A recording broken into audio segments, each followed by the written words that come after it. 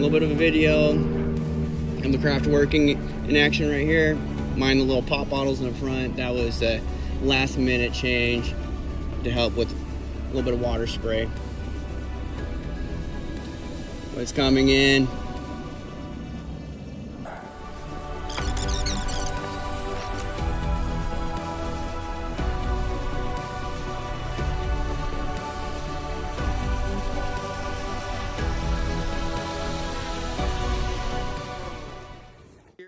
My put together a little bit of a homemade type of recovery craft. You'll probably see these here and there, but this one's mine here. So I'll start off. This is just 3-inch foam pool noodles right here with 1/2-inch PVC piping within the frame. The distance between the two I have is about 19 inches, so it's as wide as one of my widest hydroplane boats. And it works good for all my, from my small ones to the medium ones to the bigger ones. It's got the power to push it, and it's wide enough. And then, in the event, one does sink, I have a small little net that I'll drag behind it and be able to capture if the nose is just sticking right out of the water, and be able to capture it and just drag it back in. So, a little bit in the construction. So then I have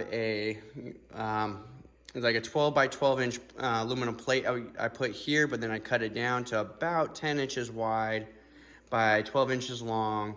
I have, an angle cut in here, and then there's many different ways of doing this.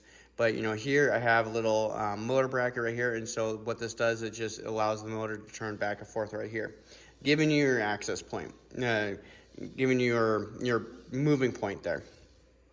So going off from there, have a Spectrum 120 amp ESC. It's actually out of a Sonic Wake V2 is where I got that one from.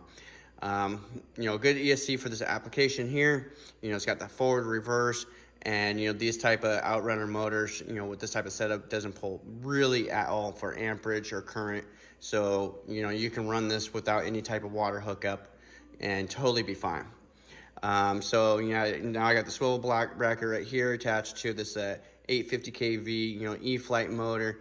Now you can find many different types of outrunners, and anywhere from 600 kV up to, let's say, about 900 kV to a 4S LiPo is a perfect combination.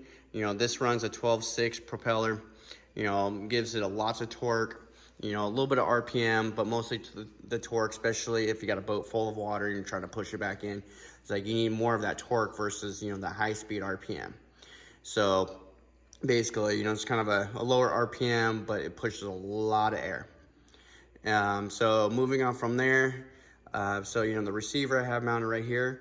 With this craft here, I have a FPV system installed in an event that, if something's really out far with recovery, I have a little camera attached to it, so that way I can send video back and have that little bit of feed for, lining up.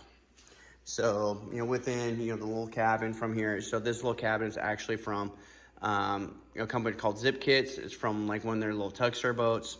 Got that. I was able to assemble it and kind of added like a cool little feature to this. So right there, you can see the little camera I have right there.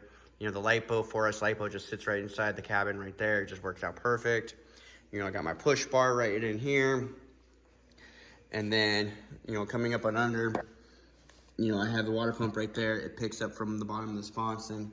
And then I have it coming up from the bottom of the sponson, coming up through the ESC, up through, where this transmitter is. And, being creative, the transmitter, I took an old cooling block from a old ESC. I was able to remove it and then attach the transmitter to the cooling block and wrap the water through that, and then basically just pours out through the bottom from there. Again, the ESC, if you build something similar, the ESC, you don't need to have water cooling. Me, since I was bringing water cooling up already and how it just kind of routed right through the ESC and then back out. So just, for the setup, just kind of worked perfect, kind of plumbed in, and looks good. And so, but, when it comes to recovery, I just come up, the boat's upside down or just dead in the water. You'll come up to the boat in between the two forks, the push bar, pushes against the boat, and then you come right back in. So pretty easy, pretty simple. Lineup can be a little challenging at times, especially if it's really far, but that's where the camera really comes in handy when the time comes. But, you know, for something kind of an easy build that's quick, you know, trying to get a hold of spare parts, you know, something where, you know, when, you know, you're kind of budget friendly a little bit and don't have a lot of money to spend, but you're looking for something, you know, this is probably something you could probably build with spare parts or get a hold of, I call, you know, pull-offs. You know, when people are, you know, switching out electronics, you can easily get those old electronics. Most of the time people are, you know, just wanting to, you know, do away with the older electronics or replace it anyway. So you can get those pull-offs pretty quick, you know, pretty easily too at a decent price. And so, you know, but the rest of the stuff can be easily found on like Amazon and a few other websites. As so you're an outrunner, just a general ESC, and you know, for us LiPo, your PVC piping, you're from your local hardware store. You know, pool noodles you can find even at your dollar store, your local Walmart, you know, general stores. You know, they're pretty common, so you can find those. And then, you know, for, you know, then the 1/2-inch PVC piping, there's so many different models out there. You can find those kind of everywhere. You know, this base plate here, you know, I went with aluminum, but now if you don't really have the abilities to really kind of cut, you can do like plexiglass or, you know, just something kind of secure that you can put up here. Now, you know, for different options here, it's like, you know, I have this option here.